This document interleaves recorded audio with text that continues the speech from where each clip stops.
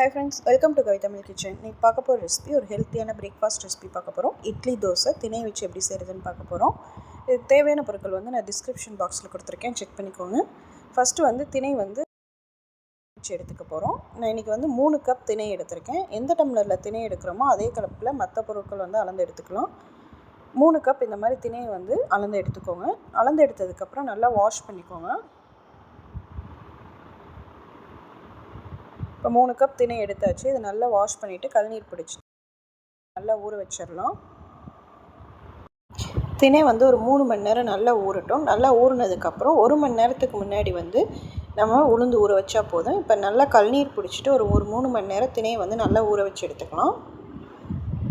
அதனால் நான் திணையை முன்னே ஊற வச்சுட்டேன். இப்போ நான் 1 மணி நேரத்துக்கு முன்னாடி உளுந்து அரை டம்ளர், எந்த கப்பில் திணை எடுத்தோம்னோ அந்த கப்பில் அரை டம்ளர் உளுந்து எடுத்து நல்லா வாஷ் பண்ணிவிட்டு இதையும் ஊற வச்சு எடுத்துக்கலாம்.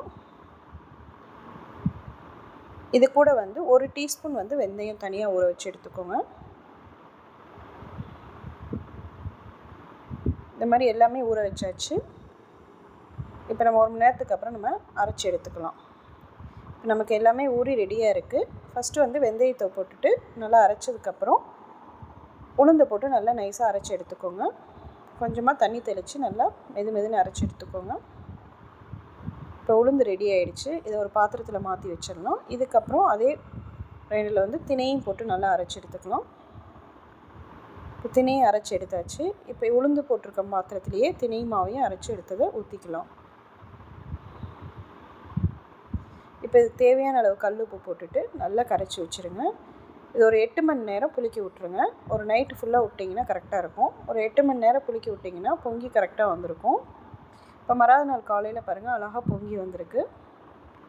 இது நார்மலாக எப்பயும் போல் இட்லி பாத்திரத்தில் இட்லி அவிச்சு எடுத்துடலாம். எப்பயும் போல் இட்லி மாவு கரைக்கிற மாதிரி பதத்துலேயே அரைச்சி எடுத்துக்கோங்க. அவ்வளோதான் ஃப்ரெண்ட்ஸ், சிம்பிளான ஹெல்த்தி பிரேக்ஃபாஸ்ட்.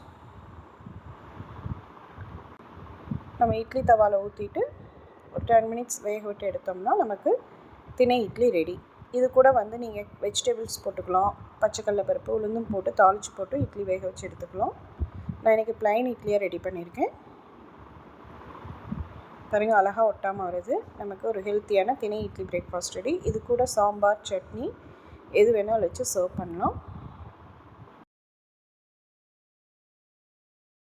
இதே மாதிரி தோசையும் ஊற்றி பார்த்துக்கலாம்.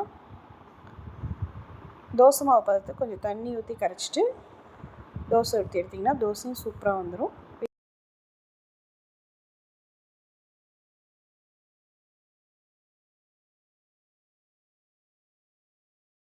லைட்டாக எண்ணெய் அப்ளை பண்ணிவிட்டு திருப்பி போட்டு எடுத்திங்கன்னா சூப்பரான தோசை ரெடி.